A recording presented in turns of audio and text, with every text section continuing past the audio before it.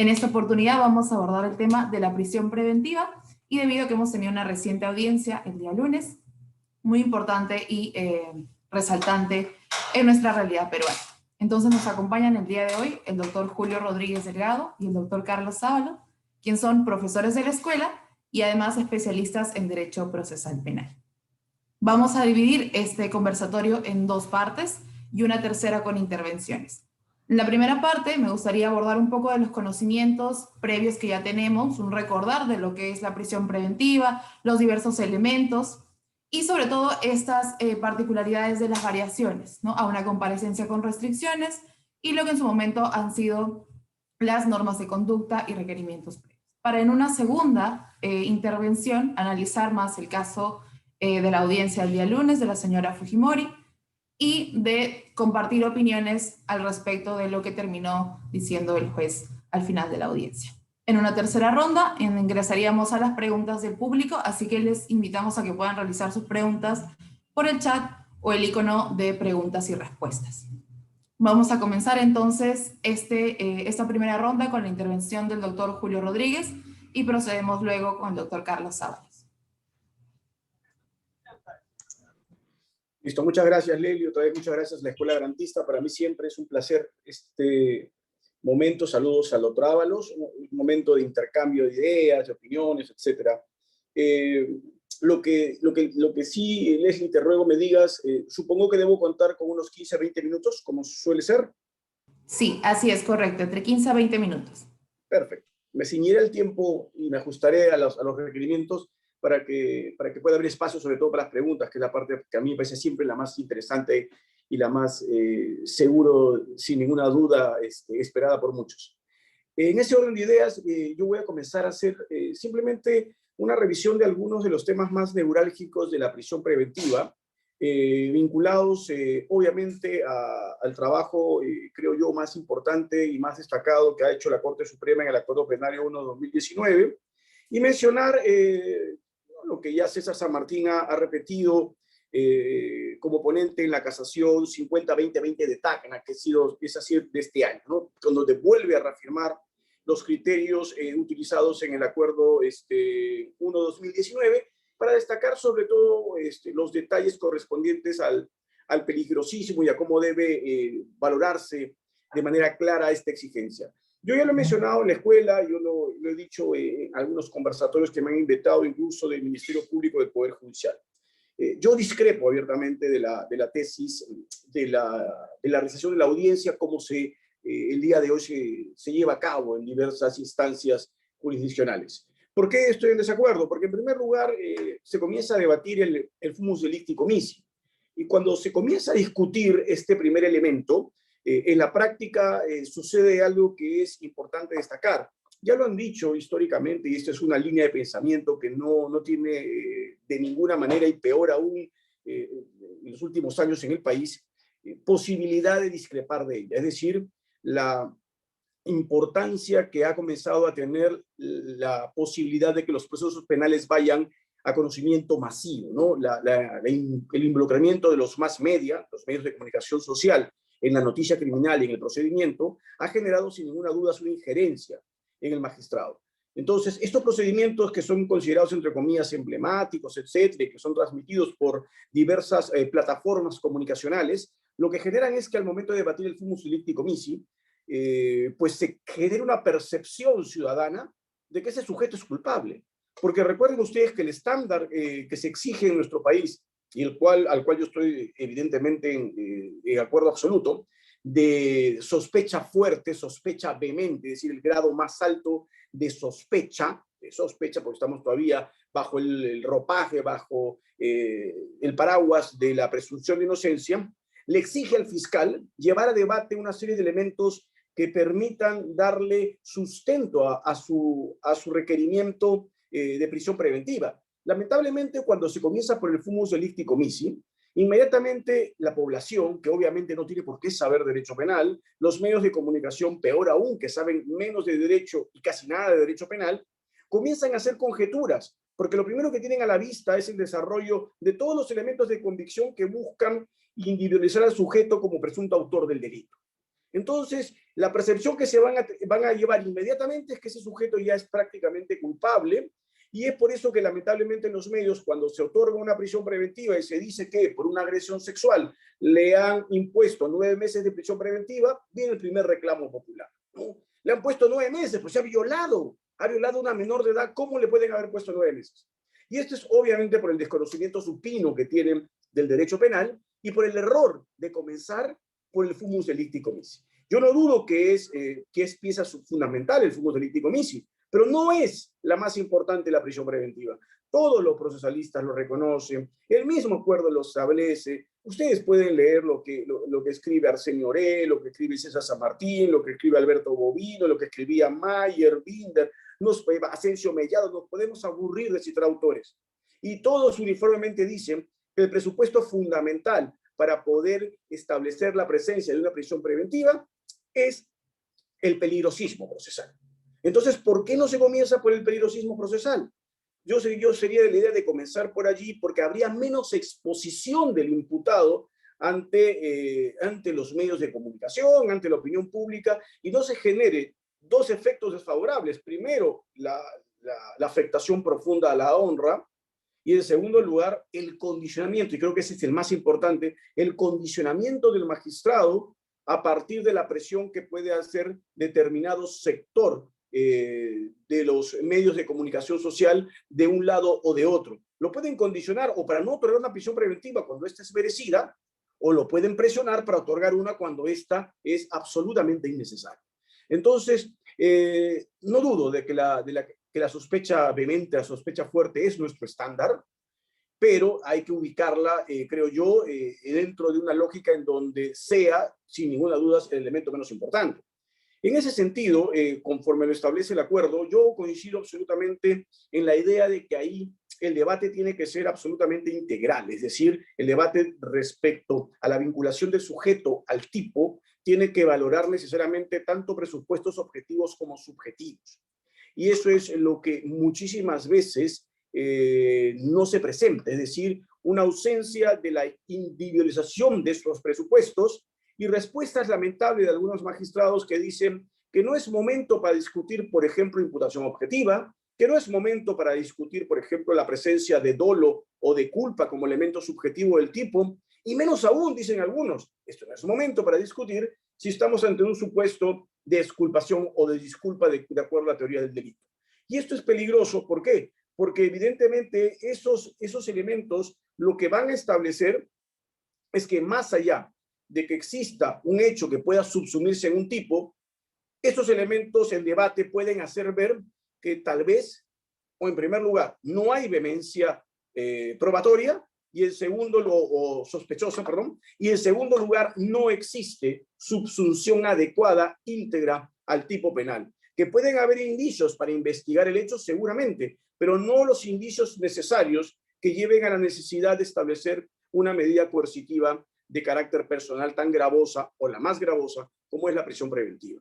No, y con esto que siempre repetimos todos y que creo yo hay que repetirlo hasta el cansancio porque creo al final que esto tiene que calar en lo más profundo de nuestro sistema de justicia, es que la prisión preventiva no solo es excepcional, sino que es excepcionalísima. Nuestra regla es libertad, el condicionamiento a la libertad puede darse a través de la restricción que puede establecerse por reglas, y la restricción de la restricción con carácter excepcionalísimo lo constituye la prisión preventiva. Entendido ello así y enmarcada la idea de esta suerte de necesidad, y yo lo repito, mis amigos procesalistas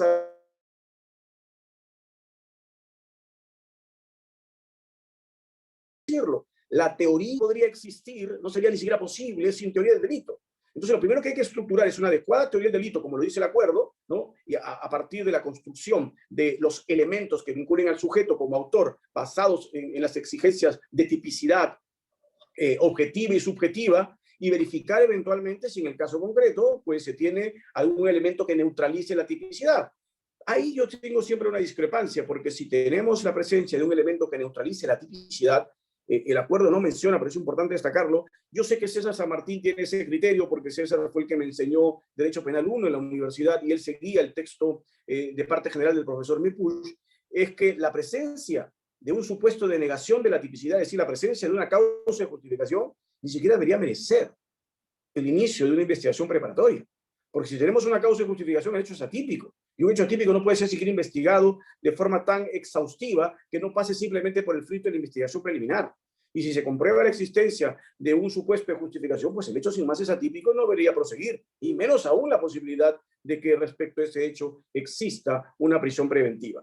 El acuerdo no lo menciona, como vuelvo a repetir, pero yo creo que intrínsecamente lo está diciendo, porque el primer filtro que dice el acuerdo es que este hecho tiene que ser un hecho configurador de un injusto.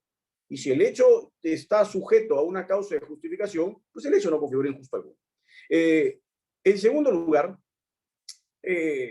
corresponde debatir la idea, creo yo, que es trascendental, de no pasarla simplemente por agua tibia, que es la idea de la prognosis de pena, ¿no? La prognosis de pena que establece, en el caso nuestro, un estándar bien claro y bien identificado en cuanto a la gravedad del hecho, pero que esta gravedad del hecho, pues, creo yo, no tiene la magnitud de simplemente recoger lo que el tipo penal prevé con una pena superior a 4 años, ¿no? Ya lo han dicho innumerables también textos y discusiones que se tienen, el acuerdo lo menciona. Yo creo que esa parte lamentablemente no es obligatorio cumplimiento, pero yo creo que debería haber ya una postura clara. Estamos ante una situación evidente de lo que en su momento ya se predecía, ¿no? Ustedes pueden ver los textos de Silva Sánchez en España, algunos comentarios que se hacían en estos libros conjuntos que Editorial del Puerto siempre propició, de análisis del sistema de justicia penal, cómo se venía viendo la evolución hacia un fenómeno de inflación penal, es decir, a un fenómeno de acrecentamiento de las penas, de creación de nuevos delitos, de incorporación de bienes jurídicos que antes no eran objeto de protección por el derecho penal y que lamentablemente se han comenzado a introducir allí, porque se cree pues que el derecho penal es una especie de solución mágica de los conflictos sociales. Entonces, lamentablemente, cada vez se crean más delitos, cada vez se aumentan más penas, cada vez se incorporan más bienes jurídicos a objeto de tutela, y por lo tanto, ¿no?, el estándar de 4 años es prácticamente el estándar de cualquier delito. Es decir, si ustedes miran su código penal, con el aumento de penas, los delitos que tengan una pena por debajo de 4 años son, de verdad, los menos. Cuando la idea es de que no todos los delitos tienen que ser extremadamente graves, plausibles de aplicar una prisión preventiva. Y es por eso que algunos autores, y creo que una reflexión adecuada a nivel de derecho penal interno y derecho procesal, han ido estableciendo la idea, pues, que no deberíamos quedarnos simplemente con ese estándar porque pues, el fenómeno de alza de penas va a incorporar hechos que no tienen la misma gravedad a la posibilidad de que se aplique una prisión preventiva. Y cuando se habla de un hecho grave, y ahí yo siempre lo he discutido, el legislador peruano tristemente lo eliminó a pesar de que lo tenía expresamente, a diferencia de otros textos de la región, ¿no?, en donde sí son claros los textos de la región, para que el hecho sea grave, la primera restricción es que el hecho tiene que ser doloso. O sea, el hecho imprudente es un hecho que por naturaleza no reviste la gravedad equivalente a un hecho doloso. Los delitos imprudentes deberían, como estuvo originalmente previsto en el Código, estar excluidos de prisión preventiva. Esto es lo más natural en el derecho penal. Si usted le pregunta a cualquier autor de derecho penal, o lee cualquier autor, desde Roxin, Jacobs, Pavlik, y va y se lo pregunta si quieren al alumno del primer ciclo de Derecho, le van a hacer la pregunta más obvia. ¿Qué es más grave? ¿Qué representa un mayor nivel de dañosidad social? ¿Un hecho doloso o un hecho imprudente? Y evidentemente todos van a coincidir que el hecho doloso es el grave, el hecho imprudente suele ser siempre considerado el menos grave. Claro, dentro de los hechos imprudentes también van a haber categorizaciones, hay hechos imprudentes más graves que otros hechos imprudentes. Pero eso no significa que el hecho imprudente pueda tener la naturaleza de grave.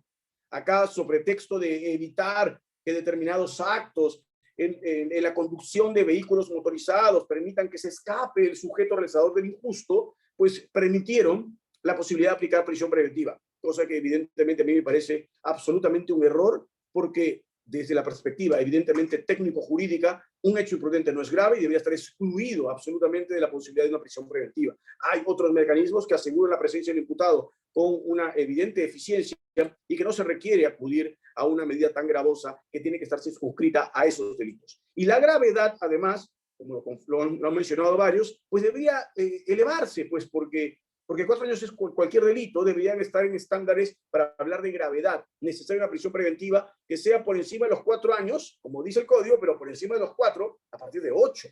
Porque ahí sí vamos a ubicar a ojo, no pocos delitos, una enorme cantidad de delitos, desde los delitos patrimoniales hasta pasando los delitos contra la administración pública, un enorme grupo que tiene penas de 8 años hacia arriba. Un enorme grupo, ¿sí? Y a esos delitos que se deberían entender como los más graves, circunscribir la posibilidad de aplicar una prisión preventiva para que otros mecanismos de aseguramiento de los fines procesales sean utilizados con mejor racionalidad. Muy bien. Y eso nos va al último punto, ¿no? Y le ruego a Leslie que me avise si me voy pasando. El último punto está vinculado específicamente a el peligrosismo procesal, que vuelvo a repetir, para mí es el elemento más importante, es el elemento fundante, estructuralmente hablando, de la prisión preventiva. Y ahí el acuerdo plenario ha sido bastante claro. Yo solamente voy a tocar algunos puntos que me interesan poner en la mesa para debate, porque son, creo yo, los más relevantes, respecto a lo que ya se ha venido estableciendo de manera uniforme. La idea de que el peligrosismo procesal tiene que ser materia de una comprobación contrafáctica, labor que evidentemente le corresponde a la defensa técnica una vez que el fiscal hace el requerimiento, pero que implica entender los estándares que ha establecido nuestro Supremo Tribunal para que se pueda realizar una labor adecuada. ¿A qué me refiero? Yo no puedo de ninguna manera probar, porque esa es la prueba diabólica, la prueba de un hecho negativo, yo no puedo probar de ninguna manera que el sujeto no representa un peligro de fuga o no representa un peligro de entorpecimiento. Eso es imposible. O sea, probar un hecho negativo es imposible en el derecho. Y si me exige probar un hecho negativo, lo que están haciendo desde una perspectiva, evidentemente, no solo de debate académico, sino de una perspectiva material, es llevando prácticamente al sujeto hacia la prisión preventiva de manera ineludible. Y es por esa razón que el derecho procesal penal ha sido absolutamente sensato en reconocer que la comprobación contrafáctica es positivizada a partir de la presencia, por ejemplo, en el primer supuesto alternativo que tenemos nosotros, que es el peligro de fuga, a partir de los arraigos. Entonces, los arraigos tampoco tienen que ser una suerte de arraigos limitantes. Es decir, se habla de arraigos y conforme se haga un análisis de la interacción en sociedad, estos arraigos tienen que ir abriéndose como un abanico, ¿no? Se circunscriben a un par de arraigos, ¿no? Y yo creo que no son los únicos que existen. Se habla mucho del arraigo, por ejemplo, domiciliario, y ahí simplemente voy a soltar un par de cosas que me parecen absolutamente claras, y lo han dicho la Corte Suprema, lo mencionan ahí en otras ejecutorias, pero que parece que para los operadores de justicia de primera instancia o de segunda instancia, esto no existe. ¿Y a qué me refiero? En primer lugar, el arraigo domiciliario, solamente un par de datos. Oiga, el arraigo domiciliario, dicen algunos, perdón, tristemente, dicen muchísimos, no hay arraigo de calidad porque a pesar de que esta persona ha presentado su certificado domiciliario, en su DNI dice otra cosa. En su DNI dice que no vive allí. A ver, entonces, todos los que intervienen en la justicia son abogados. Entonces, la mera lectura de la ley orgánica de la RENIEC nos tiene que llevar a entender que el DNI es un documento de identidad personal, y lo dice la ley orgánica. ¿Qué es lo que quiere acreditar el DNI? El DNI quiere acreditar que uno es peruano, dónde nació, y le adjudica una identificación a efectos de que el Estado entienda que ese número le corresponde a ese sujeto y se hace un registro de sus huellas dactilares, de su rostro, para no perder identidad personal. La ley orgánica de la RENIEC establece además que personas que, por ejemplo, viven en comunidades andinas o en comunidades amazónicas, pueden no colocar domicilio, porque evidentemente su concepto de domicilio no es el mismo que tenemos en el ámbito de las ciudades y de las localidades que tienen una estructuración muchísimo más homogénea desde una perspectiva occidental. Por lo tanto, es obvio que no puede exigirles a esas personas colocar un domicilio, sino colocan una localidad. Por eso, que la persona no haya cambiado o actualizado en su base de datos es una infracción puramente administrativa. no constitutiva de una desnaturalización del enraizamiento de ese sujeto a su localidad, porque si presenta una constancia domiciliaria es que ahí está ubicado el sujeto, ese es su domicilio. Si además acompaña a ello, pues recibos del servicio de agua, recibos del servicio de energía eléctrica o de telefonía o de cable, entre otros, evidencia pues que el sujeto está allí. Entonces no quedarse en lo banal y lo absurdo de decir, pues no actualizó, entonces el domicilio no es de calidad. Oiga, ¿y qué pasa con el enorme grupo de personas que no tienen la posibilidad de tener un domicilio fijo? Personas que viven de alquiler en cuartos. ¿Qué pasa con los ciudadanos que han inmigrado al Perú? Es una realidad que tenemos que siempre afrontar, venezolanos, que no tienen un domicilio fijo, que no pueden acreditar un domicilio. Es decir, que esas personas cometen un delito y ipso facto tenemos que ponerle prisión preventiva, ¿no? Prácticamente, porque domicilio no van a poder acreditar y por lo tanto el arraigo de calidad es imposible que lo puedan presentar. Entonces, o sea, no hay que perder la racionalidad frente al análisis de la situación de este tipo de instituciones. Lo otro que me gusta mencionar en tema del arraigo es en el ámbito domiciliario, y lo vengo repitiendo y creo que no me voy a aburrir de hacerlo, es lo que ya algunos han expresado nítidamente. Oiga, esta persona tiene más de un domicilio. A ver, pero si tiene más de un domicilio, y conforme lo dice el Código Civil, esto es absolutamente lícito, ¿de dónde puede un magistrado decir que si tiene más de un domicilio del arraigo no es de calidad? O sea, esta es una conjetura absurda. Salvo, ahí sí sería racional, ¿no es cierto? Salvo que el sujeto que tenga un domicilio en Lima y tenga otro domicilio, qué sé yo, en Quito, o otro domicilio pues en Buenos Aires. Sí, pues claro, no son domicilios en la localidad. Pero si tiene más de un domicilio en la misma localidad, ¿no? Tiene un domicilio, imagínense ustedes, pues en el Callao y tiene otro domicilio en Ancón, porque tiene un pequeño departamento en la playa, etcétera, pues es que tiene más de un domicilio y evidencia tener más arraigo en esa localidad. No es que tenga menos arraigo. La presencia de más de un domicilio en la misma localidad lo que hace es hacer de las raíces del sujeto en ese lugar muchísimo más fuertes, no menos fuertes. Y esto es simplemente sentido lógico, no tiene ningún tipo de posibilidad de que alguien pueda discutir ello.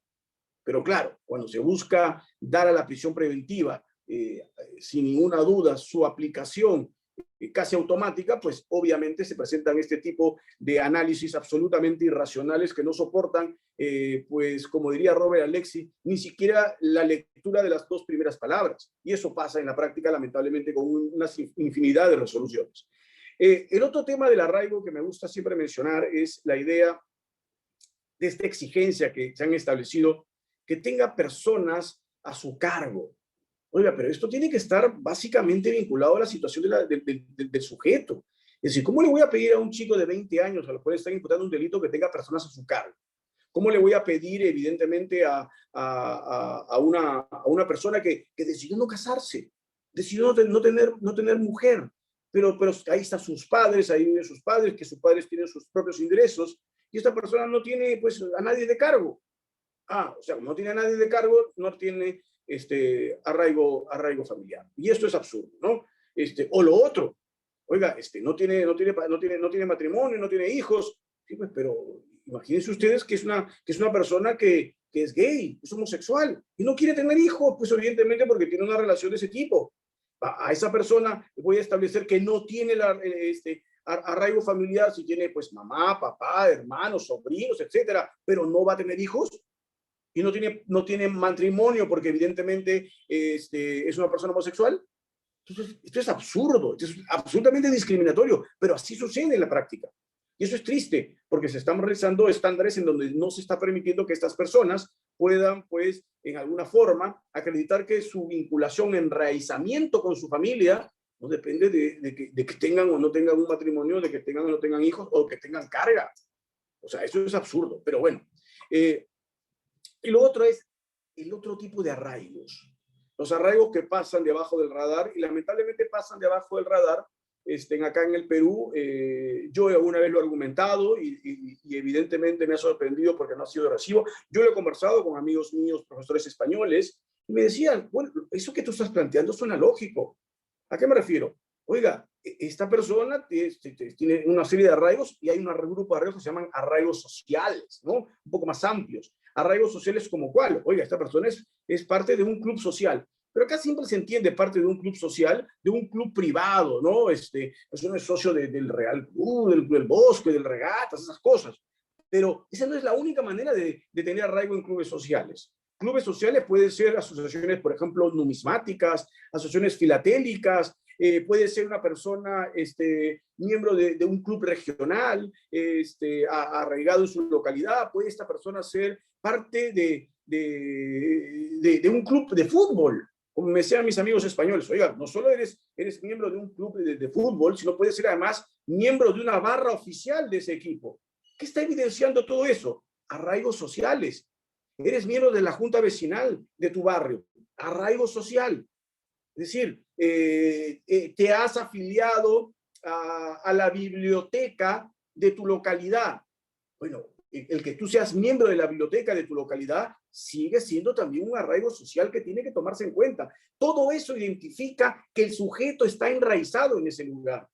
Y eso no se toma en cuenta. Hay una valoración peyorativa de los magistrados, lamentablemente, de lo que si uno trata de sacarse esa obnubilación que se está teniendo por meter presa a la gente, da un paso atrás y dice, obviamente, esos datos lo que evidencian es que el sujeto está enraizado allí. Entonces, eso tiene que tomarse definitivamente en consideración. Y lo otro que es triste es el tema del arraigo laboral. Yo creo que la pandemia, espero le haya abierto los ojos a muchos, porque no tiene arraigo laboral porque no me puede presentar boletas. Oiga, esta persona es taxista. No le va a presentar nunca boletas. ¿Qué le puede presentar un taxista? Ser el dueño de su vehículo, eventualmente, por ejemplo, estar afiliado a la Municipalidad de Lima o a la del Callao, tener pues todas sus boletas de pago de gasolina o de gas, ¿no? Su SOAT. Entonces, sí, a esta persona tiene un oficio que realiza, es taxista o es mototaxista. Ahí lo puede acreditar. Oiga, no, yo no estoy trabajando en ese rubro, yo lo hago por aplicación. Pues su afiliación a determinada aplicación de servicio de taxi que acredita que tiene arraigo. O sea, la pandemia ha evidenciado que en el Perú hay una informalidad del 70%. Entonces, pedirme a mí boletas de pago, evidentemente es neutralizar la posibilidad de que esa persona tenga arraigo. La cantidad de personas que en pandemia han pasado a ser absolutamente independientes es enorme. Entonces, no puedo yo poner estándares de arraigo laboral tan elevados, porque esto es absolutamente triste. Esto es, otra vez, llevar a estas personas hacia una situación absurda e innecesaria. Y lo último, y con eso lo acabo, creo, Leslie, estoy con los tiempos correctos, si tú me dices, es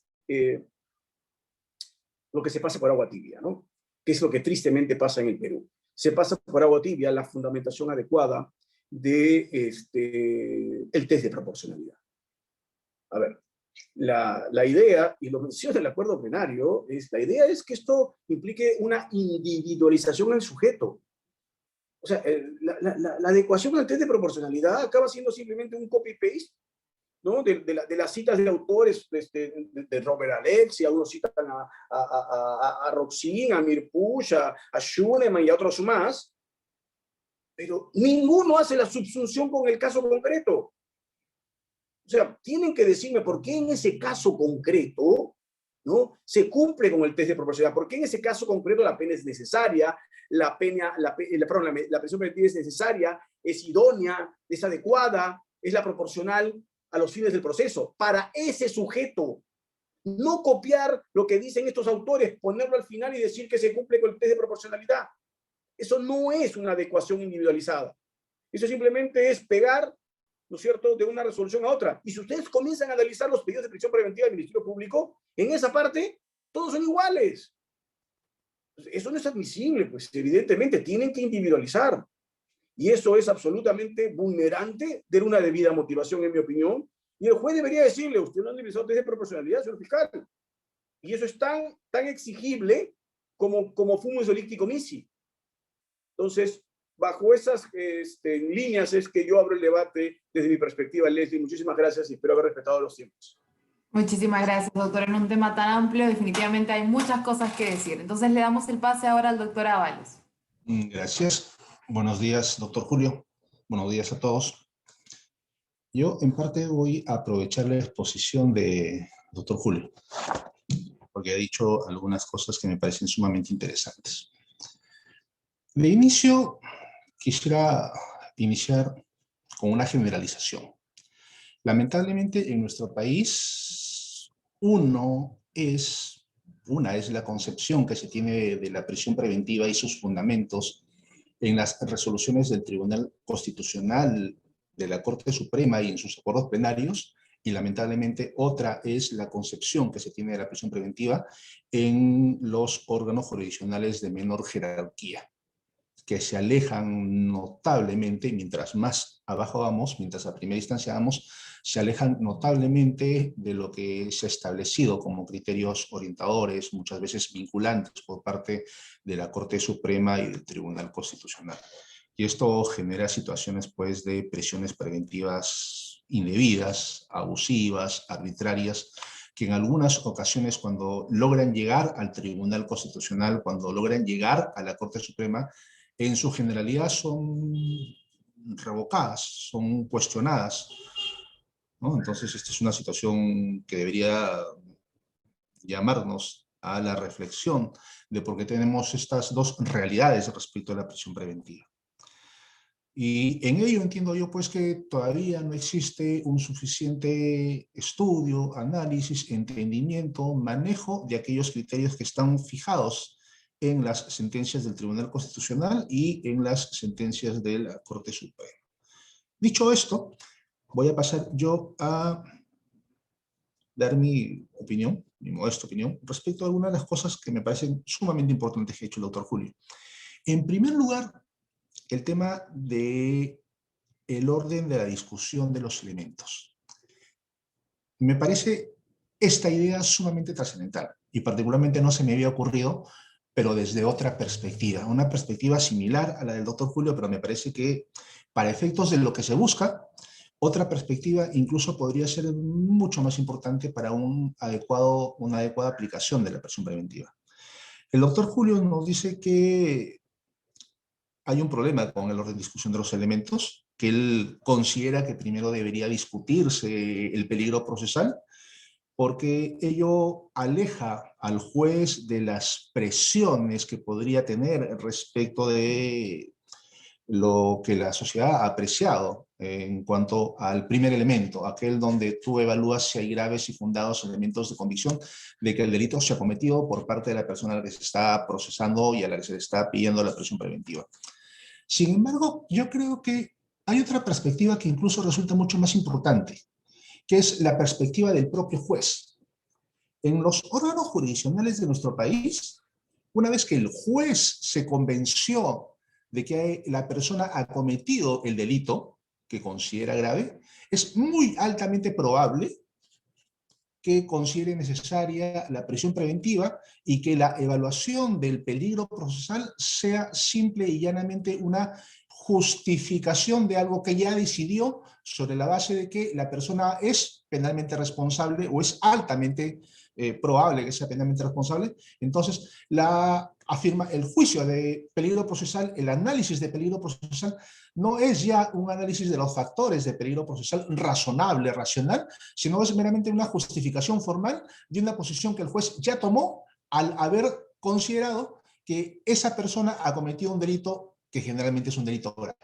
Entonces, yo creo que además de la perspectiva que le da el doctor, es importante ver la perspectiva de la propia toma de posición del juzgador, la propia toma de posición del juez, la propia asunción de la necesidad de que en ese caso debería aplicarse la prisión preventiva, debería afirmarse el peligro procesal sin que ni siquiera se haya discutido el peligro procesal.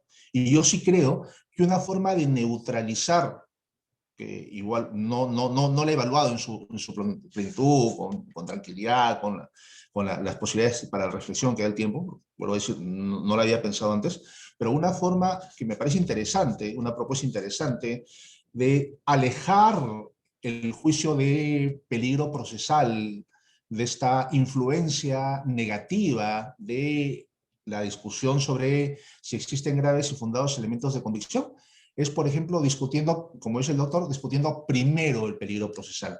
Discutiendo primero el peligro procesal única y exclusivamente en función a si en el caso se presentan o no se presentan los requisitos para afirmar la existencia de peligro procesal, sin que el juez sepa, sin que el juez haya escuchado aún al fiscal respecto de si en ese caso existe o no existe sospecha fuerte, ¿no?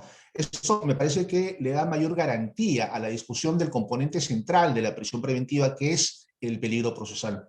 E incluso propongo yo que eso se podría complementar con el hecho de que primero se resuelva la existencia de peligro procesal, primero el juez se pronuncie sobre si existe peligro procesal o no existe peligro procesal, para después pasar a evaluar, discutirse, analizar y pronunciarse sobre si existen los otros dos componentes.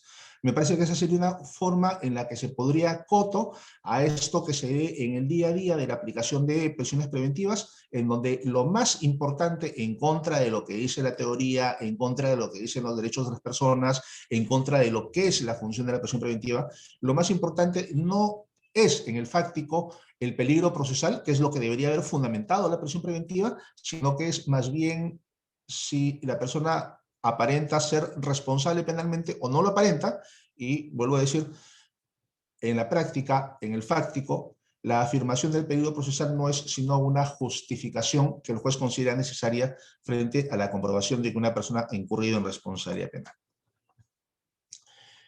El segundo elemento que también me parece importante, de lo mencionado por el doctor, es el de la pena probable. Y efectivamente, existe un fenómeno en los estados, y entre ellos en nuestro país, de hiperinflación, de elevación innecesaria, irracional, de los márgenes de sanción previstas para cada tipo de delitos. Y eso incluso lo reconoce la Corte Suprema expresamente en el Acuerdo Plenario 1/2019. O sea, esto ya no es una propuesta doctrinaria, no es una propuesta de los abogados, no es una crítica que viene de fuera.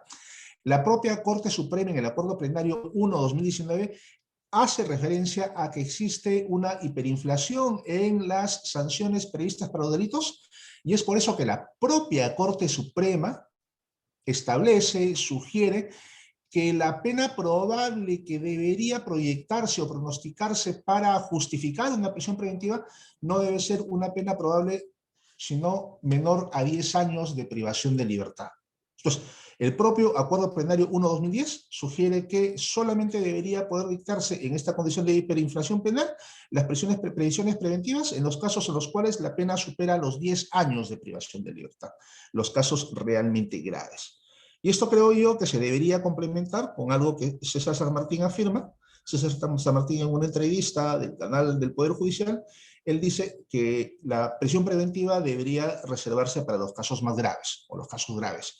Y dice, los casos graves son aquellos que superan los 8 años de privación de libertad, porque por debajo de los 8 años de privación de libertad hay un ámbito de actuación necesario o posible para los grilletes electrónicos. Entonces, lo que debería operar debajo de los 8 años de privación de libertad son los grilletes electrónicos, que es una alternativa importante para esta privación de libertad dentro del proceso y que además protege de mejor manera los derechos de las personas. Lo cual yo lo conecto con la sentencia del Tribunal Constitucional 5436/2014, esta que se refiere al hacinamiento en los penales, en donde el Tribunal Constitucional recomienda a los magistrados que la prisión solamente pueda utilizarse en aquellos casos en donde se verifica la existencia de delitos graves, ¿no? Entonces, delitos graves, aquellos mayores a 8 años de privación de libertad. No como dice el Código, más de 4 años, y no como usualmente pues se razona el peligro procesal y se aplica el peligro procesal en nuestro país. En cuanto al tercer elemento, el peligro procesal,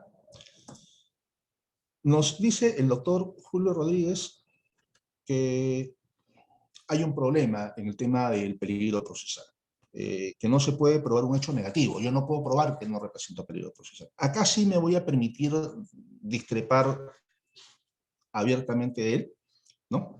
Esto es un conversatorio, puede ser un debate, porque yo creo que en realidad, conforme se encuentra configurada nuestro artículo 286 y como aconseja la mejor doctrina procesal penal, en el juicio de peligro procesal no se advierte de común algo que es sustancial. El juicio de peligro procesal tiene dos momentos. Un primer momento probatorio. Un primer momento en donde se va a determinar si concurre o no concurre aquella circunstancia que resulta siendo relevante para afirmar el peligro procesal. Entonces, un primer momento en donde se va a determinar si la persona vive con tales familiares o con tales personas, si tiene tal o cual trabajo, si domicilia en tal o cual lugar, si pertenece a una organización criminal, si tiene antecedentes que implican que no se sometió a la justicia. Pero ese es el primer momento, el momento probatorio. Cuando tú acreditas, y como dice la Corte Suprema, tienes que acreditar en sospecha fuerte la concurrencia de esa circunstancia. Pero el segundo momento tiene otra naturaleza. El segundo momento no tiene una naturaleza probatoria. Cuando tú afirmas la existencia de un peligro procesal, tú no estás probando que la persona representa un peligro procesal, porque tú no puedes probar un hecho futuro. Tú puedes probar hechos pasados. Los hechos futuros tú los pronosticas, los puedes predecir, pero los hechos futuros tú no los puedes probar. Entonces, el componente central, el componente básico de la afirmación del peligro procesal no requiere prueba, porque tú no puedes probar un hecho que todavía no ha sucedido. Tú no puedes probar que el sujeto va a rehuir de la acción de la justicia. Tú lo que tienes que hacer es, sobre la base de elementos objetivos, pronosticar si las circunstancias concretas que han sido acreditadas en grado de sospecha fuerte, el sujeto podría probablemente rehuir o no rehuir de la acción de la justicia. El que por parte de los órganos jurisdiccionales no se entienda esto y verifiquen, o les baste a los órganos jurisdiccionales verificar la concurrencia, e incluso ni siquiera a nivel de sospecha fuerte, de algunos elementos que digan de la habilitación para pronosticar el peligro procesal, hace pues que los mandatos de prisión preventiva o las afirmaciones de peligro procesal se queden solamente en la discusión de ¿concurre tal circunstancia o no concurre tal circunstancia? ¿Se encuentra acreditada la circunstancia o no? Y dejan de hacer lo que deberían de hacer y lo que es el momento cumbre más importante del juicio de peligro procesal. Explicar fundadamente por qué en el caso concreto de esta persona a la cual se le pretende dictar una prisión preventiva, se puede pronosticar objetivamente que va a rehuir de la acción de la justicia o va a poner en perturbación la actividad probatoria. Entonces, yo creo que acá es un tema pendiente el que nosotros podamos comprender debidamente cuál es la configuración de la del juicio de peligro procesal, ¿no? Y sus dos momentos que tienen sus propias naturalezas. Su propia naturaleza. Un primer momento de acreditación, de prueba de si se verifican o no se verifican las circunstancias que me van a permitir a mí pronosticar, que no es lo mismo y tiene una naturaleza distinta del segundo momento en donde yo voy a tener que propiamente pronosticar. Voy a tener que decir si hay peligro procesal o no hay peligro procesal.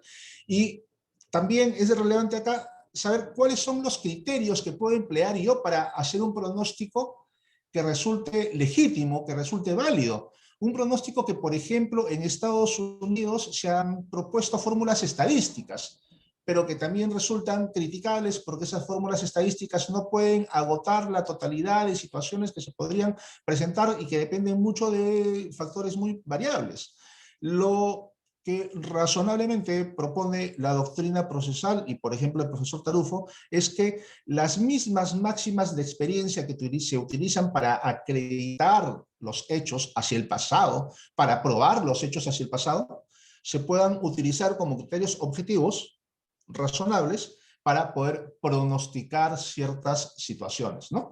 Y ello, ya una vez visibilizado el problema, requiere pues que estas máximas de experiencia sean efectivamente validadas como realmente máximas de experiencia y no como cualquier tipo de pensamiento subjetivo, de sospecha, pensamiento que no reúne los estándares mínimos para poder hablar de la generalización que implica una máxima de experiencia. Entonces, todo esto que debería hacerse de común cuando se dicta prisión preventiva no se hace, estos análisis de pronóstico no se hacen, no se explanan, no se expresan ¿cuál es el criterio objetivo de generalización que me lleva a poder pronosticar en el grado necesario para poder justificar válidamente una prisión preventiva?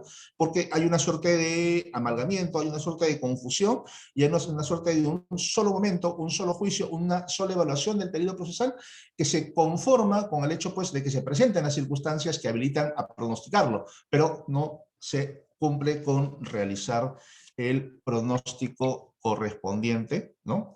Y aún más, no se cumple con la debida motivación. Comparto también yo, en este tema del peligro procesal, la preocupación del doctor Julio Rodríguez, de cómo a veces se malinterpreta esta posibilidad de contar o tener domicilios diversos, ¿no? Pero por fortuna en este caso la Corte Suprema ya en algún momento ha establecido algún criterio, ¿no? Y por ejemplo, en la casación 1445-2018 ha señalado que la falta de certeza del domicilio no es una circunstancia necesaria para colegir la existencia de peligro procesal, ¿no? Y en el caso concreto, hay personas que tienen varios inmuebles, y por ejemplo, tener varios inmuebles no es lo mismo que tener varios domicilios, para comenzar. En un caso muy mediático, me parece finales del año pasado, la Fiscalía pedía prisión preventiva porque el investigado o la investigada tenía varios inmuebles. Tener varios inmuebles no es lo mismo que tener varios domicilios. E incluso si tú tuvieras varios domicilios, hay domicilios que se consignan con ciertas finalidades y hay el lugar donde en realidad vives y en realidad puedes acreditar que vives, independientemente de lo que establezca el documento nacional de identidad, que para estos casos yo creo que sí cumple alguna función indiciaria, pero no agota la discusión, ¿no? Desde esta perspectiva, este proyecto de ley que presentó el congresista Urresti, por ejemplo, el proyecto de ley 5026-2020, donde decía que la falsedad o la carencia de información o de actualización del imputado respecto de su domicilio configurará la presunción de fuga, tipo de esos criterios me parece que pues, son absolutamente delestables. Y para finalizar, yo quiero finalizar coincidiendo también con el doctor Julio Rodríguez, en el sentido de que pues la evaluación de la proporcionalidad de la medida, que según el Tribunal Constitucional dice que es un requisito básico de la legitimidad de la restricción de los derechos fundamentales, es solo y únicamente, o implica solo y únicamente una motivación aparente, pues, ¿no? Porque una motivación de este requisito básico requiere que se haga un análisis de la concreta situación de la persona. Tú no puedes fundamentar debidamente, peor aún con la motivación reforzada que exige el Tribunal Constitucional y la Corte Suprema, si la medida que se aplica a una persona es proporcional o no, sobre la base de fórmulas generales, fórmulas vacías, ¿no? Eso es motivación aparente. Gracias. Correcto, doctor. Muchas gracias entonces por esta finalización de la primera ronda. Vamos a pasar a una segunda, que serían ya de 10 a 15 minutos como máximo para tener el tiempo correcto. Entonces acá cerrar un poco las ideas de la primera ronda y comentar un poco de la casuística, igualmente invitando a los participantes a que puedan realizar sus preguntas en caso lo hayan, para luego de esta segunda ronda empezar a gestionarlas. Comenzamos, doctor Julio. Gracias, Leslie. Creo que el doctor Ábalos al final ha discrepado respecto de lo que creo yo no me he dejado tal vez entender de manera acertada. Es decir, el derecho procesal penal, o el derecho procesal en general, establece claramente la imposibilidad de probar un hecho negativo, y es por eso que el arraigo tiene una situación de posición contrafáctica, es decir, si yo pruebo arraigo, significa que no representa un peligro de fuga. Entonces, yo no puedo probar que no me voy a fugar, pero sí puedo probar que estoy arraigado en mi localidad. Ese era mi razonamiento, y que desde esa perspectiva, la acreditación de los arraigos destruye la presunción del peligrosismo procesal, que tiene que ser una presunción de sensatez, ¿no? No puede ser una mera conjetura, no puede ser simplemente una suerte de intuición del magistrado. Tiene que ser un dato concreto y un dato claro que permita a partir de una base fáctica entender una prognosis de futuro del comportamiento del sujeto. Entonces, creo yo que allí es donde aterrizaba mi posición de entender la imposibilidad de la acreditación del hecho negativo. Ahora, en este segundo momento, conforme lo pidió Leslie al inicio, es tratar de aterrizar en algunos casos concretos y sobre todo lo que ha sucedido con algunos pedidos que se han presentado esta semana y que han sido objeto de decisión, específicamente en el caso de la candidata Fujimori. Esto pasa por analizar efectivamente lo que yo comencé diciendo, es decir, conforme lo establece la Corte Suprema y la dogmática en general. La regla es que una persona afronte su proceso en libertad. Si eventualmente esa persona representa cierto riesgo del proceso, tengo que ir restringiendo esos estándares de libertad para asegurar los fines procesales. Una vez que yo cumplo con esas restricciones, lo que debe de quedar clarísimo es que toda medida cautelar, y evidentemente no puede ser excepcionalmente concebida las medidas cautelares personales, tienen una sujeción a la cláusula rebus sic extantibus, es decir, a la famosa cláusula de variabilidad.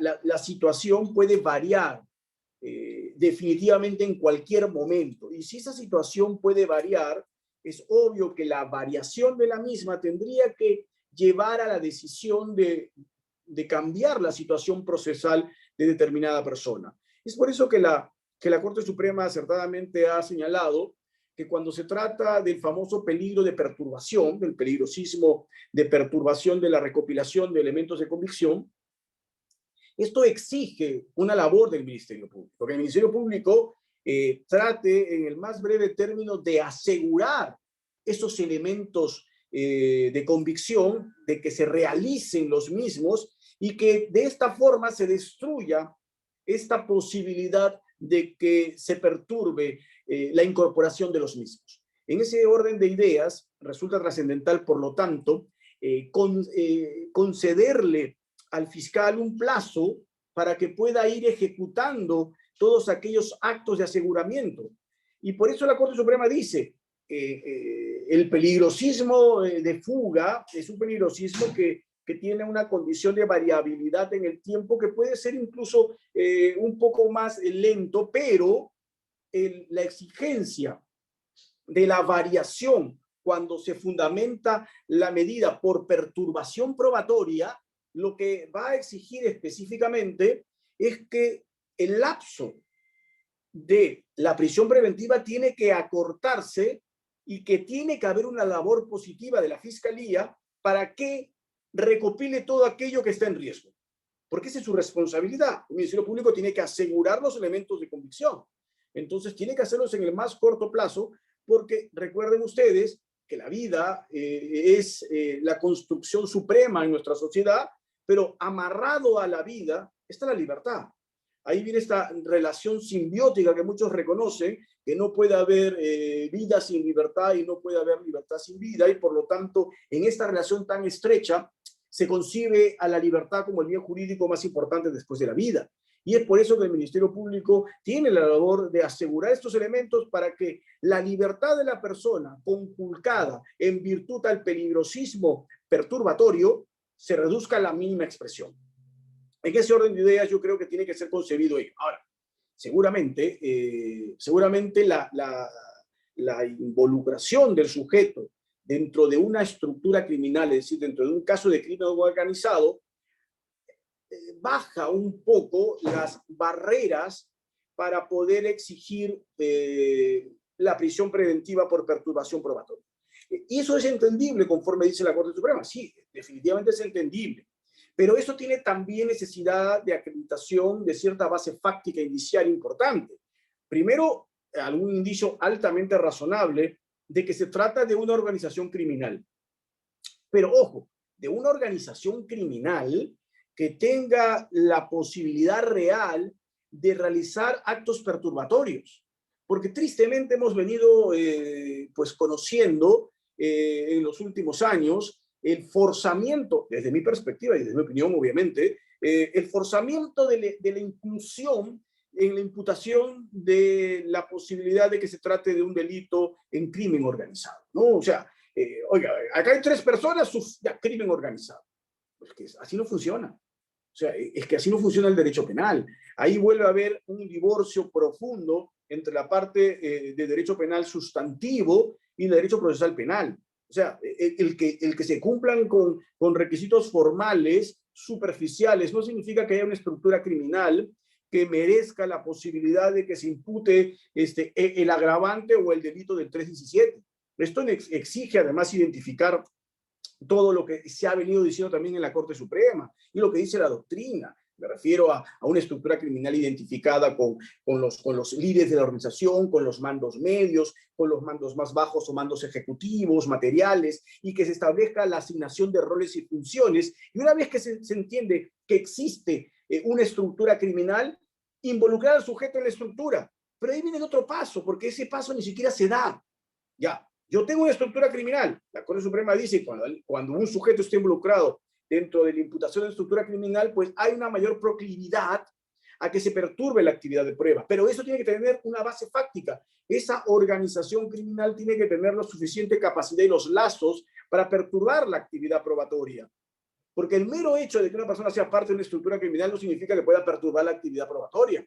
Tiene que haber un indicio adicional, porque a partir de ahí se construye ese peligrosismo. En muchísimos casos simplemente pues se ha acabado incorporando personas dentro de una estructura criminal y uno ha visto cómo se han forzado, se involucra a un familiar para que haya asociación criminal y se cumpla el requisito de 3, o se incorpora al chofer, o se incorpora a la secretaria para que se cumpla el requisito de 3.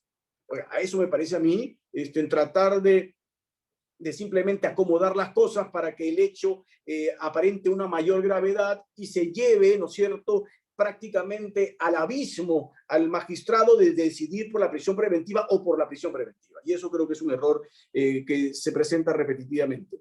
Y esto creo yo ha sucedido en la audiencia del día lunes, ¿no? Que es lo que me interesaba comentar. Justo yo recibí una llamada unos 30, 40 minutos antes del inicio de la audiencia por un medio de comunicación, y yo le dije al medio de comunicación de mi pronóstico dogmático, es decir, qué debería haber hecho el magistrado en el caso concreto respecto a ese pedido. Yo le dije claramente, ese pedido es un pedido ilegítimo. ¿Por qué ilegítimo? Porque el Código Procesal Penal establece una prelación, es decir, primero, ante una variación de la situación procesal de una persona, de una medida gravosísima a una menos gravosa, el regresar a la medida más gravosa parte en primer lugar porque se incumpla una regla, pero que se incumpla una regla y que el magistrado haya apercibido a esta persona por incumplimiento de esa regla. Oiga, lo lleva a audiencia y usted incumplió la regla. Muy bien, el magistrado tendrá que apercibir a la persona que ha incumplido la regla y decirle, el siguiente incumplimiento revocaré la medida. Bueno, eso en primer lugar en este caso no existió. Por lo tanto, ese pedido no tenía futuro alguno. Y lo segundo es que las reglas para poder variar la situación procesal y que se convierten en reglas de comportamiento procesal ex post a la liberación, tienen que estar claramente identificadas para que no se generen definitivamente situaciones que sean absurdas, ¿no? Imposibilidad de comunicarse con los involucrados en el caso. Si esto es muy grande, peor aún si se ha involucrado en el caso a familiares o a personas directamente relacionadas con el imputado. Y es por eso que se produjo la aclaración en su momento. Y se dijo, a las personas con las que no se puede comunicar son a las involucradas en determinado hecho, porque eso permitiría eventualmente que estos testigos puedan acabar condicionados. Bueno, hasta donde yo pude conocer, el requerimiento hablaba de que se había tenido conversación, contacto con el abogado Miguel Torres, ¿no? Que además es pues líder político, vocero, no sé qué, en el partido. Entonces, desde esa perspectiva, esta persona tenía que tener evidentemente comunicación con la candidata. Pero además, esta persona no era testigo del hecho respecto del cual se hacía la restricción. que es el famoso caso Cocteles. Él no era testigo del caso Cocteles, por lo tanto, al no ser testigo del caso Cocteles, no tenía restricción para comunicarse. Entonces, con esos datos fácticos, yo le comenté al periodista que si el magistrado analizaba las cosas desde esa perspectiva y si se circunscribía básicamente a lo que dice la doctrina, a lo que dice la norma y a lo que los hechos materializaban claramente en esta aclaración que se presentó y la Corte Superior lo aclaró, no había posibilidad alguna de que esa medida prosperase. Y eso fue finalmente el resultado. Y acá lo que me preocupa a mí, y creo que en un conversatorio anterior lo tuvimos con la Escuela Garantista, y creo yo tristemente que el requerimiento de prisión preventiva a la candidata Fujimori acaba demostrando mi tesis, es que en muchísimos casos emblemáticos, etcétera, la prisión preventiva es utilizada como un instrumento de persecución. Y acá creo yo que ha sido utilizado como un instrumento de persecución política, lamentablemente. Porque si se trata de un caso que tiene una suficiencia, una contundencia tan alta, pues lo que debería corresponder inmediatamente es que esta persona pues la acusen. Una acusación que se ha demorado casi 4 años, pues creo yo evidencia que el caso tiene pues, por lo menos bastante cojera y que no tiene la contundencia suficiente. Y por lo tanto, el pedirlo, además, en un momento tan álgido de nuestra situación política, pues hace ver incluso de manera más clara que a veces el derecho penal acaba siendo instrumentalizado con fines distintos para los cuales fue concebido.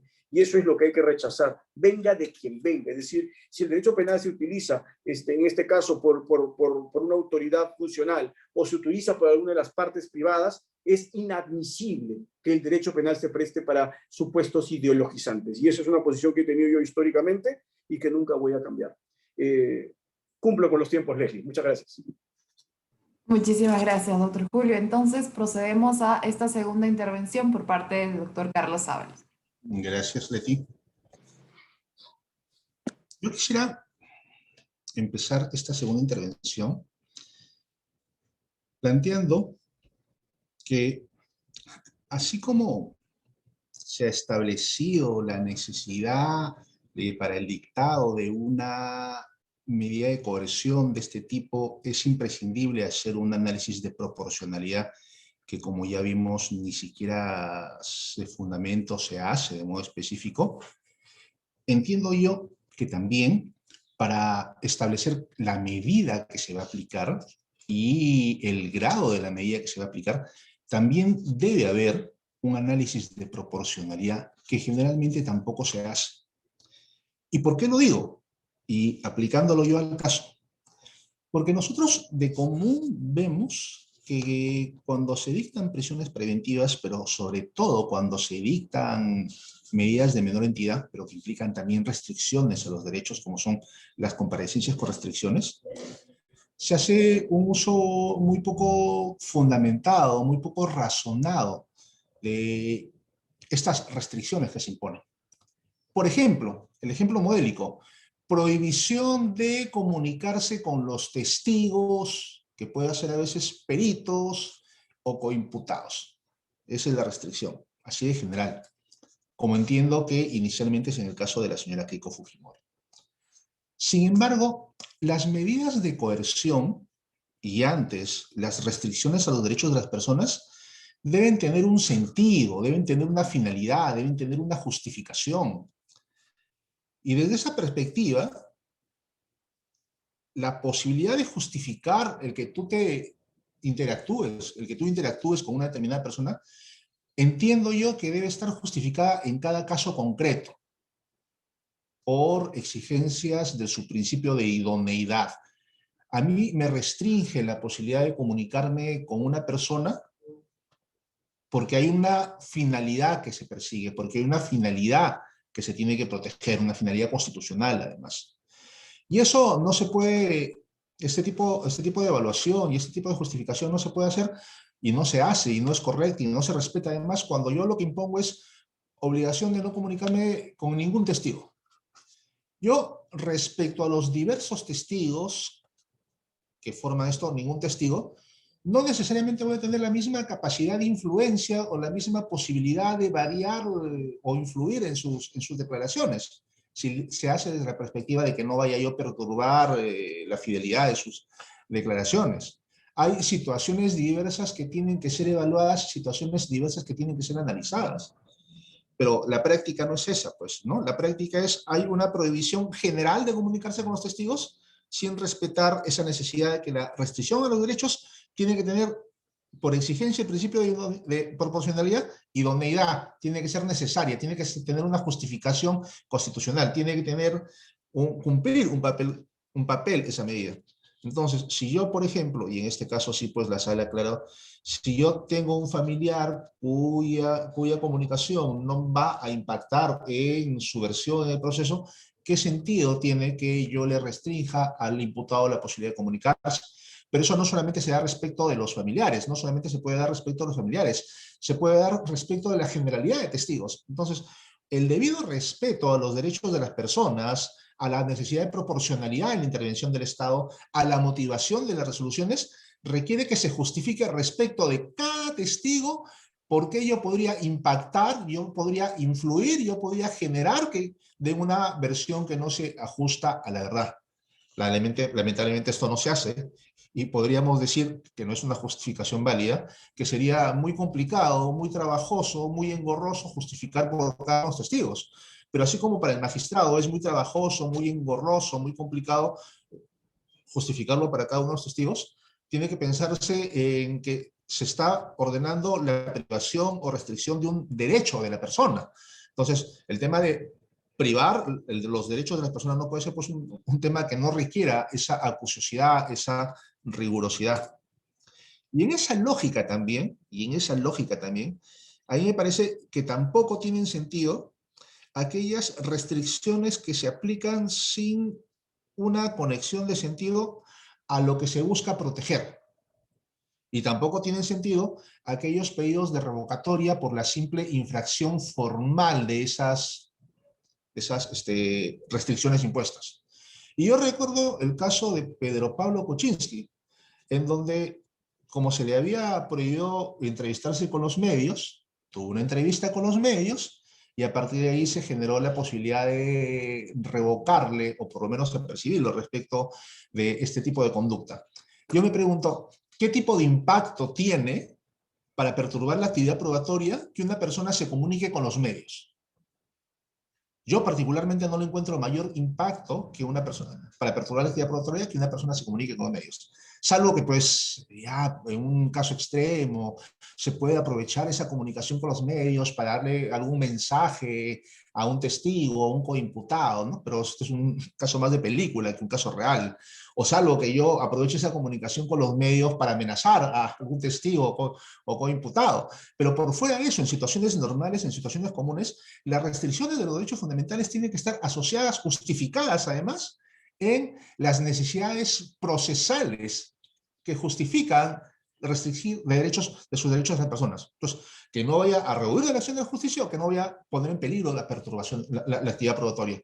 Comunicarme con los medios no pone en peligro la actividad probatoria prima facie, salvo casos muy puntuales, muy excepcionales. Peor todavía, pues, yo creo que el desacato, la desobediencia, ese tipo de restricciones puede generar la idea de que esta persona está poniendo en peligro los fines del proceso. En este marco, yo entiendo pues que en el caso de la señora Keiko Fujimori hay un problema en tanto se le ha dictado una prohibición así general. Me parece que esa prohibición así general carece de justificación constitucional y yo creo también pues que sin ir al caso concreto, porque el caso concreto específico no lo conocemos precisamente porque no se ha fundamentado, yo no entiendo, no estoy seguro, no conozco, si la comunicación de la señora Fujimori con el señor Miki Torres, por ejemplo, tiene alguna conexión de sentido, justificación real, en que esa comunicación pueda generar un cambio de versión del señor Miki Torres. Un cambio de versión del señor Miki Torres a favor de la señora Keiko Fujimori, faltando la verdad, ¿no? Entonces, nosotros en cada caso concreto tendríamos que saber cuál es la versión del testigo, si es perjudicial para el imputado o si es favorable para el imputado, para a partir de ahí conocer cuál es la necesidad de prohibirle comunicarse con el testigo, ¿no? Teníamos que conocer también, como dice el doctor Julio Rodríguez, si es testigo del hecho que está siendo acusado contra la señora Keiko o no es testigo del hecho que está siendo acusado contra la señora Keiko.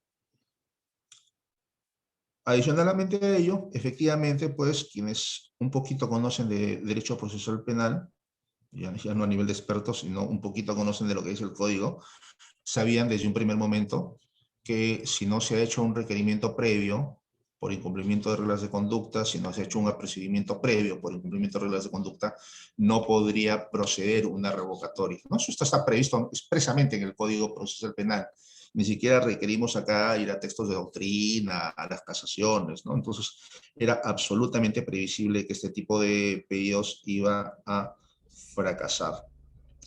Otro tema que me parece importante y también a nivel de propuesta para discusión es el hecho de que qué tanto impacto podría producir en la versión de un testigo la comunicación con este testigo cuando la versión de este testigo ya ha sido recogida inicialmente en el proceso. Esto es, todos los testigos del caso de Keiko Fujimori ya declararon en la investigación preparatoria y ya se cuentan con las actas de su declaración. Entonces, yo creo que acá tendría que pensarse, tendría que reflexionarse si a pesar de eso sigue existiendo un peligro suficiente, que de repente siempre va a existir un peligro suficiente de que alguna comunicación con los testigos vaya a alterar de modo tangible, suficiente, su versión en juzgamiento o en juicio, si la Fiscalía siempre va a contar con la posibilidad de corroborar o contrastar esta versión que podría dar en juicio con la declaración previa. Yo particularmente creo que si bien sigue existiendo este riesgo, el riesgo ha quedado reducido, disminuye, en tanto ya se cuenta pues con la declaración del testigo, ya se cuenta con su versión oficial frente al fiscal, muchas veces con la presencia de los abogados defensores. Entonces, si bien podría todavía existir un riesgo en sede de juicio de que sea influenciado el testigo y de que a consecuencia de esa influencia vaya a cambiar su versión, esta posibilidad, este riesgo se encuentra sumamente disminuido cuando ya se cuenta con la versión, ya se está documentada, es oficial, no ha sido cuestionada, ¿no? Entonces, esto también pues llevaría a pensar de que el grado de peligro procesal no sigue siendo el mismo de perturbar la actividad probatoria. Eso es todo.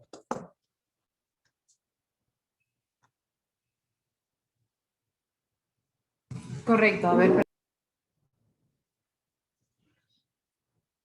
Correcto, entonces vamos a proceder a una ronda de preguntas. Me parece que tenemos dos preguntas de los espectadores. Una primera que señala si pueden indicar alguna sentencia que puedan recomendar en la que se hayan fundamentos de buena manera en el presupuesto de la proporcionalidad.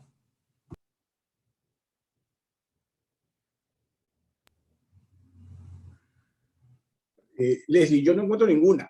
Por eso les dije, hay una alusión en el acuerdo plenario de cuáles son las exigencias en la 1/2019, pero acuérdense que el acuerdo plenario 1/2019 no está sustentado en ningún caso concreto, sino que es una propuesta íntegra de los magistrados de las salas penales de la Corte Suprema para poder orientar el comportamiento de los jueces en las audiencias de prisión preventiva. Pero yo no cuento ninguna resolución expresamente en donde se haga alusión a la subsunción adecuada respecto al test de proporcionalidad. Yo no conozco ninguna, de repente el doctor Ábalos puede conocer alguna, pero yo lamentablemente no conozco ninguna donde se cumpla rigurosamente ese requerimiento.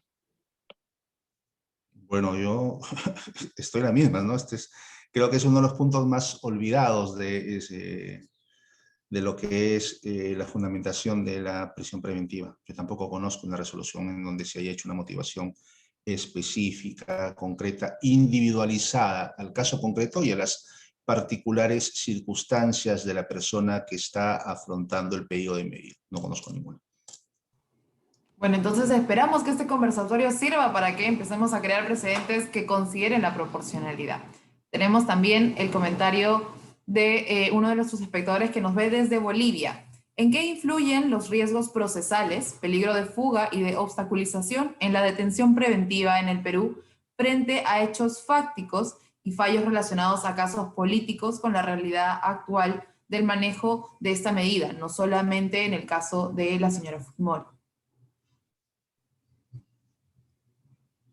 A ver, lamentablemente, como lo dije al final de mi exposición, es algo que a mí me apena mucho, ¿no? Que la justicia penal se instrumentalice con fines ideológicos, con fines políticos, cuando su objetivo es bien claro. O sea, el objetivo procesal es asegurar fines inherentes al procedimiento, y el objetivo de la pena, ahí sí coincido con el profesor Michael Pavlik, es simplemente una finalidad de retribución del delito causado por el sujeto. Entonces, cuando nos apartamos de ello, estamos utilizando al derecho penal con una finalidad política. Política desde cualquier perspectiva, ideologizante seguramente en muchísimos casos. No solo se puede evidenciar en casos de un impacto social mayor, como puede ser de una candidata a la presidencia, sino cuando uno entra pues al ámbito más local de diversas regiones del país, uno va a encontrar que se utiliza para perseguir desde regidores municipales, de municipalidades pequeñas a grandes y medianas, presidentes regionales, etcétera. Es decir, se ha comenzado a utilizar hace bastante tiempo el derecho penal como un instrumento de persecución política, con fines subalternos a los que establecen las reglas del código, los acuerdos y la doctrina, y esto es lamentable. Entonces, la lista de casos sería enorme, y además, no hay que pasar por alto que también el derecho penal se ha instrumentalizado desde hace muchos años con otros fines distintos, fines de presión, fines de búsqueda, de asolapar una suerte de mecanismos de condicionamiento de ciertos comportamientos de las personas. Esto es un hecho. Algunos magistrados lo identifican y se acreditan en casos, y por eso se descarta y se desecha la posibilidad de continuar el procedimiento, pero no es algo novedoso. Es decir, es algo que permanentemente sucede, que los jueces son los llamados el día de hoy, cuando el Código Procesal Penal ya está vigente a nivel nacional, noticia que ha pasado totalmente desapercibida, tristemente. Esta debe ser una noticia de impacto enorme, porque Lima tiene, como los organismos lo publican, 45% de los casos del Perú. O sea, acá se tramitan 45% de los casos de todo el Perú, y la entrada en vigencia del Código Procesal en Lima debió haber sido básicamente algo que nos debía haber motivado alegría, algo que nos debía haber motivado a los interesados en el derecho penal a verificar que se ha gastado lo adecuado en infraestructura, en capacitación, en contratación de personal. Pues de eso, cero. Y ahí me preocupa mucho también, porque creo yo que hay un interés político en que el Código Procesal Penal fracase. Y eso también me preocupa enormemente.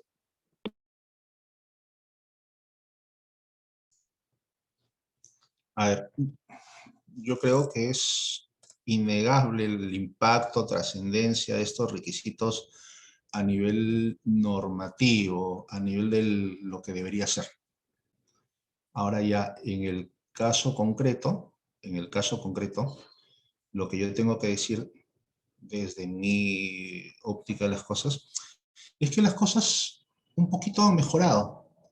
Creo que al comienzo había mayor apresuramiento por parte de los órganos de justicia, sobre todo, de los órganos jurisdiccionales, en el dictado de estas medidas a diestra y siniestra. Creo que con el avance de las situaciones, con también pues el hecho de que el Ministerio Público no pueda concluir los casos, el Poder Judicial ha ido tomando una posición un poco más imparcial, sin que quiera decir que esta posición es perfecta, ¿no?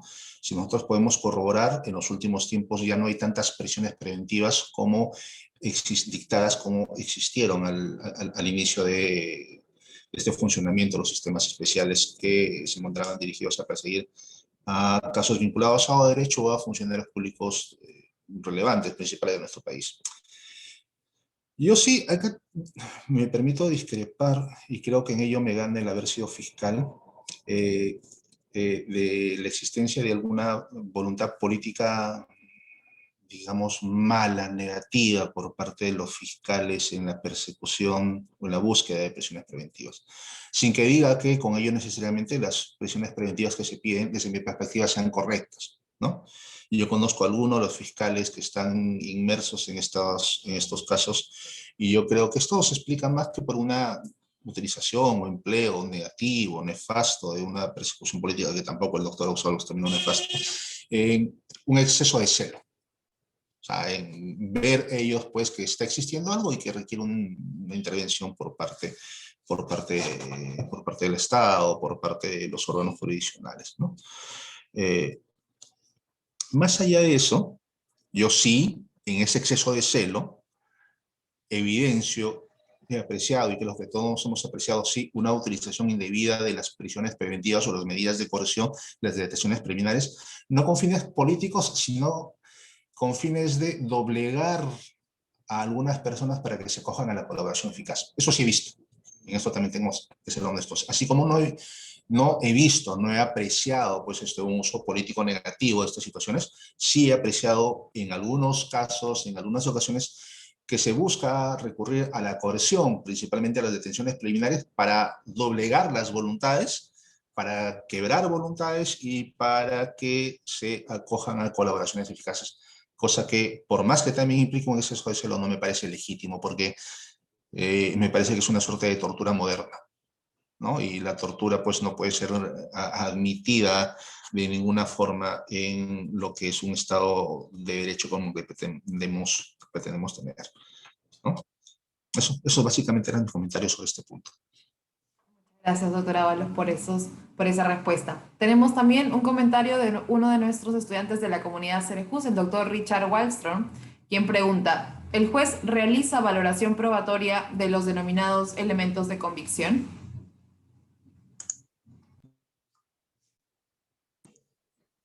A ver, yo creo que lo que tiene que hacer el juez es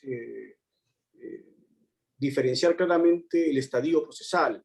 ¿A qué me refiero? O sea, durante las audiencias de prisión preventiva no estamos hablando de prueba, ¿no? Estamos hablando de elementos de convicción. Ahí no hay discusión de prueba, porque prueba, ¿no?, en reglas del proceso, solamente son aquellas que se actúan en juicio.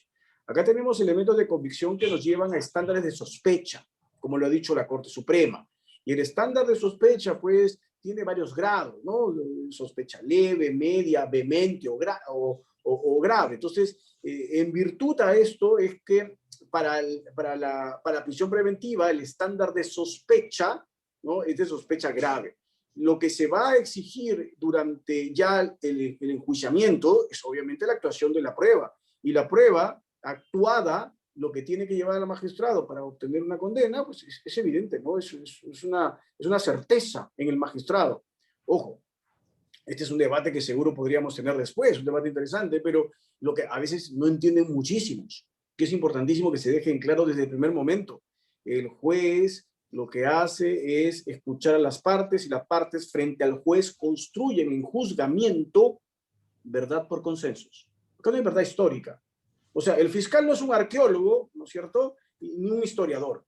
Eso es verdad por consensos. Entonces, esa verdad por consensos tiene que llevar al juez a que esté seguro de su decisión, certeza.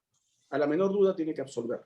Esa es la regla. Entonces, en audiencia de prisión preventiva, solo es sospecha lo que se discute. Indicios que lleven a una sospecha razonada. Punto. En este punto, yo coincido en parte con el doctor Rodríguez. Efectivamente, de inicio, hay una particularidad en el estándar probatorio, ¿no? La prisión preventiva tiene su propio estándar probatorio, distinto al de la sentencia de condena. También lo que se evalúan no son pruebas actuadas, porque las pruebas actuadas solo tienen lugar en juicio, sino que se evalúan elementos de convicción. Sin embargo, entiendo yo, considero yo, que la prueba tiene que analizarse con las reglas propias de cualquier decisión que implique analizar prueba. Incluso razonamiento probatorio en sentido amplio, podríamos decir, porque ya vimos que no es necesariamente el mismo de la sentencia, pero la decisión de si existe o no existen graves elementos de convicción, de si existe o no existe sospecha fuerte, tiene que ser una decisión racional, tiene que ser una decisión objetiva, Y la única garantía de que tengamos una decisión racional y una decisión objetiva nos lo da el empleo de algún método racional de valoración, análisis probatorio. Y que entiendo yo, pues, contemporáneamente, es aquel que nos proporciona la teoría del razonamiento probatorio o análisis probatorio, que tiene como finalidad, aunque también esto tiene sus ámbitos de decisión, alcanzar la verdad, de epistemología, por ejemplo. Y en ello no podemos escapar, por ejemplo, al uso, al empleo de las reglas de la zona crítica, las reglas de la ciencia, las máximas de experiencia y la lógica. Tiene que hacerse evaluación, análisis de los elementos de convicción y tiene que ser un análisis objetivo, ordenado, para que la decisión de si a una persona se le va a privar de su libertad o no se le va a privar de su libertad se encuentre debidamente fundamentada. No puede ser esta decisión una decisión que omita seguir reglas de generalización, que omita que en estos casos concretos, pues, no haya un criterio además para que el órgano jurisdiccional evidencie de por qué toma la decisión y que permita a las partes también poder cuestionar la corrección de estas decisiones que se toman, ¿no? Entonces, yo sí, con una licencia, yo diría que en la evaluación de los elementos de convicción sí se tiene que tomar en cuenta las reglas del razonamiento probatorio, con la licencia de que empleamos razonamiento probatorio en un sentido amplio, ¿no? Como aquellos criterios, como que el conjunto de criterios que se utilizan siempre que yo tengo que evaluar datos para tomar decisiones, ¿no? Sean elementos de convicción, sean pruebas. Lo que varía son los insumos, ¿no? En este caso los insumos no son las pruebas, lo que varía es el estándar probatorio. Pero de ahí en más, nosotros debemos seguir reglas para razonar la prueba. Correcto, doctor. Muchas gracias por su respuesta y a los estudiantes que han realizado las preguntas, al doctor Wangström y a la doctora Miranda. Entonces, bueno, siendo ya las 10:30, los invitamos también a que puedan participar en el curso que va a dictar el doctor César San Martín, justo también sobre el tema de la prueba en el proceso penal, en la etapa de juzgamiento y la valoración de la prueba. Muchas gracias a todos por estar con nosotros un sábado tan temprano. Que tengan un bonito fin de semana. Muchas gracias, doctores, por estar con nosotros y ser parte de la escuela. Gracias, buenos días a todos. Un gusto. Muy amable por la invitación. Doctor Aguado, Doctor, un gusto. Gracias a todos.